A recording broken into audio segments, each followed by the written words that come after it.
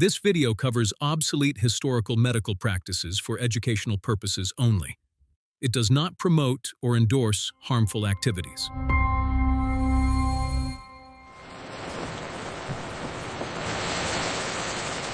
In 1564, a French physician named Guy de la Fontaine traveled to Alexandria to secure a supply of medicine for the King of Navarre. The medicine he was buying was one of the most respected preparations in European pharmacy. Physicians prescribed it for internal bleeding, for bruising, for fractures that wouldn't heal. It sat on apothecary shelves next to remedies made from herbs and minerals, priced like any other serious drug. Fontaine wanted to see where it came from before he paid for it. So he asked a leading Alexandrian merchant a simple professional question, the kind you'd ask about the sourcing of any pharmaceutical product.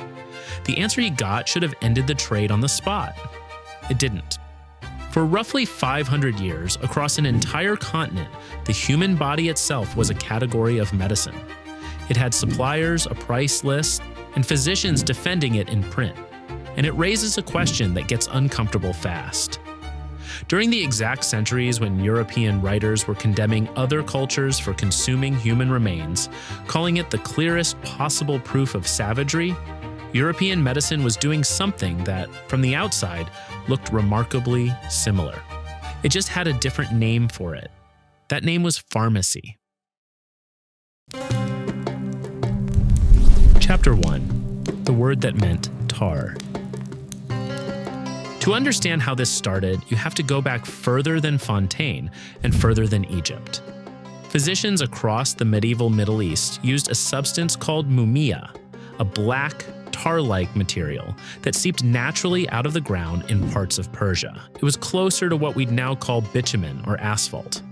Physicians like Avicenna recommended it for wounds and internal injuries. When these medical texts were translated into Latin, the word mumia came with them, as mumia. But the object behind the word didn't stay stable. Ancient Egyptian bodies had been embalmed with dark resins that darkened further with age. To a European reader encountering an Egyptian corpse for the first time, the resemblance to the tar-based substance already described in translated texts wasn't subtle. The dark resinous coating looked like exactly what the old prescriptions were calling for, so European physicians drew what seemed like the obvious conclusion. If the substance coating these bodies was mumia, the bodies themselves must be a source of it. That wasn't one clean mistake made at a single moment. It was a slow collapse of distinctions spread out over more than a century of trade and translation. The word mumia could mean natural bitumen. It could mean embalming resin. It could mean material scraped from a preserved body, and eventually it came to mean the preserved body itself. The name stayed the same while the thing being sold under it kept changing. By the 12th century, demand for mumia was climbing, and Egypt held an enormous supply of exactly what merchants believed they were selling. Tombs were opened, bodies were broken apart and shipped north whole or ground down before they even left port. By the 16th century, mumia was standard stock, appearing in the era's official pharmacy catalogs alongside other approved remedies. The mistake had stopped being a mistake. It had become a category of treatment. And once a category exists, someone starts asking what belongs inside it. Does any corpse work? Does it matter how the person died or how long ago? One physician was about to answer that, and in doing so, split the word mumia into two different things. Chapter 2. The theory that made fresh better than ancient. Decades before Fontaine ever sailed for Alexandria, a Swiss reformer named Paracelsus had already staked out an answer. He spent the early 1500s attacking almost everything traditional medicine took for granted. He rejected the old humoral system, the idea that disease came from an imbalance of four bodily fluids, and argued instead that specific substances acted on the body through hidden, targeted forces. And he didn't stop at contradicting the Egyptian trade's assumptions. He reached for the very word underneath it and gave that word a second job. Mumia already meant the physical substance sitting on an apothecary's shelf, ground remains, embalming resin, whatever a merchant claimed it was. Paracelsus used the same root to name something else entirely, an invisible healing force present in every living body, which he also called mumia. distinct from the drug already circulating under that name. If a body still carried some of that inner mumia after death, the obvious question was how much, and for how long. Paracelsus's answer broke sharply from everything the Egyptian trade had assumed. Age didn't preserve it, he argued. Age used it up. A body freshly dead still held real vitality. A body embalmed for 3,000 years had mostly spent it. He put a number on it. Paracelsus argued that when someone died suddenly and violently, by hanging especially, that inner mumia didn't leave the body right away. It stayed behind, smoldering inside the flesh for a short window before it finally burned out, and once that window closed, decay set in and the body's medical value went with it. That window, he reportedly argued, was 3 days. If physicians truly understood what a body was worth in that window, no corpse would be left hanging on a gibbet, the iron cage where executed bodies were displayed publicly for longer than that before someone claimed it. That 3-day window gave his followers something concrete to work from. One of them, the German chemist Johann Schroeder, spelled out exactly what to look for: the cadaver of a reddish-complexioned man, around 24, dead by violence rather than illness, claimed before the mumia inside him finished burning out. Sit with what that argument actually does. The same word that had justified importing 3,000-year-old bodies from Egypt now justified the opposite. A body barely a day dead, cut down from a gibbet in Munich or London. Every assumption behind the Egyptian mummy trade, the age, the distance, the pharaonic mystery, was precisely what this theory said made a body less valuable, not more.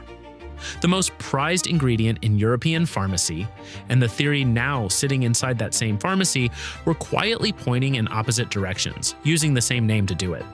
Something in the system was going to have to give. Chapter 3: The Merchant's Answer. This brings us back to Fontaine, standing in Alexandria in 1564, hearing an answer that resolves that contradiction in the worst possible way. Egypt had already restricted the export of genuine mummies by this point. European demand kept climbing anyway, and wherever demand outpaces a shrinking supply, someone works out how to manufacture more of it. The process, as later described by the English surgeon Thomas Pettigrew, drawing on Fontaine's own account, was straightforward. Take a body, often belonging to a slave, an executed criminal, or simply someone unclaimed and unnamed, the kind of person no family was positioned to come looking for. Treat it with resin. Leave it in the sun until it dries and darkens into something that looks, to an untrained buyer, exactly like the genuine article. Ship it north as Mumia. Once the resin had done its work, the person underneath it disappeared completely. What arrived in Europe carried a name, but it wasn't theirs. Here's the part that should stop you. The merchant wasn't just committing fraud, he was, without knowing it, proving Paracelsus right for entirely the wrong reason. A recently killed stranger, treated and shipped within weeks, was exactly the kind of body Paracelsus's theory said should be more potent than a 3,000-year-old pharaoh's servant. The counterfeiters lied about the one thing that, by contemporary medical theory, didn't actually matter: the age, while accidentally delivering the one thing that did. The fraud and the theory had collided by accident, and neither the merchant nor his buyers had any way of knowing it. The entire premise of the medicine had quietly changed. It was never really about ancient Egypt. It was about the body itself. Fontaine wasn't alone in his doubts. The French surgeon Ambroise Paré wrote that he found no benefit in the remedy at all, and that it caused patients pain, vomiting, and foul breath rather than curing anything. The German physician Leonhard Fuchs called the material disreputable, describing it as scraped from gallows and torture wheels rather than any respectable tomb. Neither objection stopped the trade. Apothecaries kept dispensing mummy well into the 18th century. But their skepticism tells us this wasn't a case of an entire continent believing something without doubt. There was argument inside the profession from the start. The practice survived not because no one questioned it, but because the people questioning it didn't yet have the authority or the evidence to end it. Chapter 4. The Body at Home. Once European medicine had accepted that a fresh body could outperform an ancient one, it no longer needed Egypt at all. It needed a local, reliable source of the recently dead. Europe already had one in an occupation it already employed: the executioner. In cities across Germany, and especially in Munich, executioners built a second trade alongside their official one. They had constant, legal access to fresh human remains, and almost no one else did. Fat rendered from the recently executed, sometimes called poor sinner's fat, was sold as a salve for sprains and arthritis. Blood was sold warm, straight from the scaffold, to patients who believed it could treat epilepsy. In some regions, executioners became so associated with medical knowledge that they functioned as unlicensed doctors, treating the living with remedies drawn from the dead they had produced themselves. The bodies that fed this trade belonged, almost without exception, to people the state had already decided didn't need to be asked. Skulls followed a similar path, out of a different kind of violence. In Ireland, the unburied dead of repeated English conflict left skulls exposed to the elements for years. A greenish moss that grew on that weathered bone was collected and sold in England and Germany as a treatment for nosebleeds. Whole skulls were shipped as well. Buried in a 1725 English list of customs duties is a brief telling line: cranium humanum, human skull, taxed at 1 shilling apiece, still on the books as a dutiable import as late as 1778. These weren't anonymous bodies in the way the Egyptian dead were anonymous, distant, and abstracted by time and geography. These were the skulls of a population England had already subjugated by force, priced and taxed like any other commodity moving through a colonial economy. None of this required a conspiracy or a deliberate plan to target the powerless. It only required that some bodies were simply easier to take than others, and that medicine never had to ask too many questions about which ones those were. Chapter 5. The King's Own Laboratory. By the time corpse medicine reached its height, it wasn't confined to executioners and backstreet apothecaries. It had reached the very top of European medical authority, and nowhere does that show more clearly than in the private laboratory of a reigning king. Jonathan Goddard, a chemist and physician who had served as a founding member of the Royal Society, developed a preparation built around crushed human skull, distilled repeatedly with alcohol into a concentrated tincture. It was marketed as a treatment for stroke, fainting, and a wide range of nervous complaints. King Charles II bought the formula from Goddard for £6,000 sterling, a staggering sum for the period, and then did something almost no other European monarch had done with a purchased remedy. He didn't simply take it. He built a private laboratory at Whitehall Palace and worked in it personally, distilling and refining his own version of the tincture, treating the process as serious experimental science rather than a purchased cure. This was the reigning king of England spending hours of his own time producing medicine from crushed human skull inside his own palace. The preparation, known as the King's Drops, followed him to his deathbed in February of 1685. When Charles collapsed after a sudden convulsion, his physicians didn't reach for it once. Over his final days, they administered it repeatedly, by some accounts as often as 40 drops a day, alongside a brutal sequence of other treatments: bleeding, purges, blistering agents. It didn't save him, and given the sheer number of interventions he underwent in those final days, it would be misleading to single out the skull tincture as the specific cause of death. What matters is what its presence there reveals. This wasn't a fringe practice tolerated among the desperate poor. It was formulated by a Royal Society chemist purchased by a reigning king, prepared in a royal laboratory, and administered by royal physicians at the literal deathbed of the English monarchy.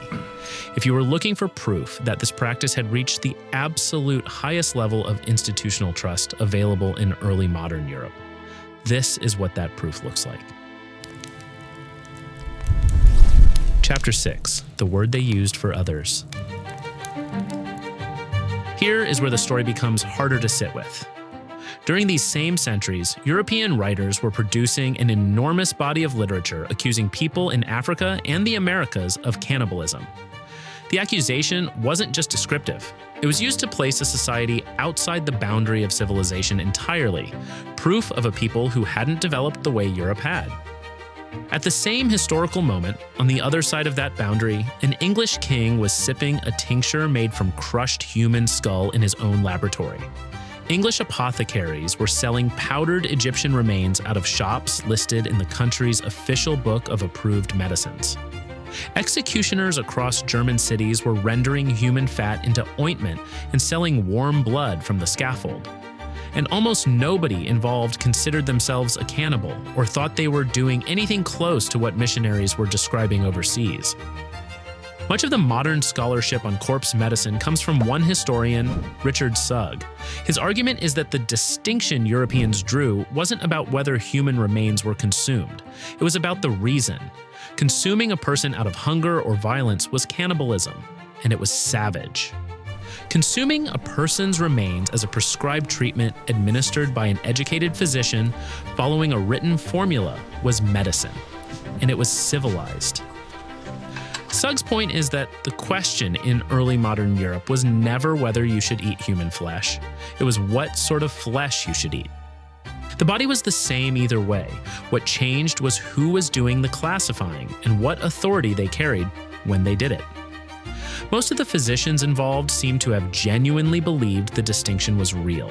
The elaborate preparation rituals, the Latin names, the distillation processes, all of it functioned as a kind of ceremony that turned a body into a substance. That ceremony is what let people on one side of the ocean call something medicine, and people on the other side of the ocean call the same basic act barbarism. Chapter 7. Why it still felt like it worked. None of these remedies had any real therapeutic power, but corpse medicine asked something of the people who believed in it that most bad medicine didn't. It asked them to believe that a stranger's ground-up skull or a criminal's rendered fat carried something of that person's life into their own body. That's a heavier thing to accept than believing an herb has a hidden property. It required trusting that death hadn't fully emptied the body of what made it valuable, and that a physician's ritual could recover it. People believed it partly because the medicine came wrapped in a story that made the belief feel earned. It had crossed an ocean. It had come from ancient Egypt, or from a life ended suddenly on a scaffold, or from a process a king performed with his own hands. That weight of narrative did real psychological work before the substance ever touched a patient. And when it failed, as it did constantly, the explanations were built into the theory itself. The body might have been the wrong age, dead from the wrong cause, insufficiently fresh, or simply a counterfeit sold by a dishonest merchant. Every failure had somewhere else to go. That's the same evasion that kept bloodletting alive for 2,000 years, just with a different set of ingredients doing the hiding. Chapter 8. When the category broke. Corpse medicine didn't end because someone finally proved it didn't work. What ended it was something slower, medicine itself changing what counted as a legitimate explanation. Through the 17th and 18th centuries, physicians increasingly wanted to know not just whether a remedy seemed to help, but why. What specific substance was doing the work? At what dose? Compared with what alternative? Nobody could answer those questions about powdered mummy or skull tincture. There was no active ingredient to isolate, no consistent dose, no mechanism beyond the vague language of spirit and vitality. The English physician John Quincy put it plainly in 1718. Mummy still appeared in the medical catalogs he wrote, but it was, in his words, quite out of prescription. The remedy hadn't been disproven so much as it had stopped making sense to physicians demanding a different kind of explanation. The decline was slow and uneven rather than sudden. Corpse remedies lingered in pharmacy catalogs into the 18th century and persisted in folk use, especially among people who couldn't afford formally prescribed medicine, well into the age of Victoria. Egyptian mummies themselves didn't disappear from European interest. They shifted purpose instead. from medicine cabinet to Victorian parlor, where wealthy audiences paid to watch mummies unwrapped as after-dinner entertainment rather than ground into powder for a prescription. The body stopped being a drug. It became a curiosity instead. Chapter 9. Who gets to name it? None of this happened because early modern physicians were foolish or unusually cruel. Almost everyone in this story, the Royal Society chemist, the king, the executioner apothecaries of Munich, the merchants of Alexandria, was operating inside a system that made sense to them from the inside. A translation error created a category. Paracelsus gave the category a theory. Executioners and merchants gave the theory a supply chain. The Royal College and the Royal Court gave the whole structure the appearance of legitimate science. That's worth sitting with longer than the ingredients themselves. I've already told you about a medicine built on a flawed theory of the body, and a treatment that persisted for 2,000 years despite killing the people it was meant to save. Corpse medicine adds something neither of those stories quite reaches.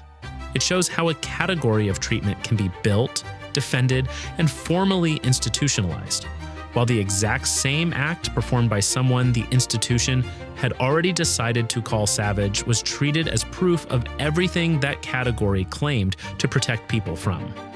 The line between medicine and cannibalism in this story was never drawn by the body on the table. It was drawn by whoever got to write that name on the jar, and whoever got to write the history afterward.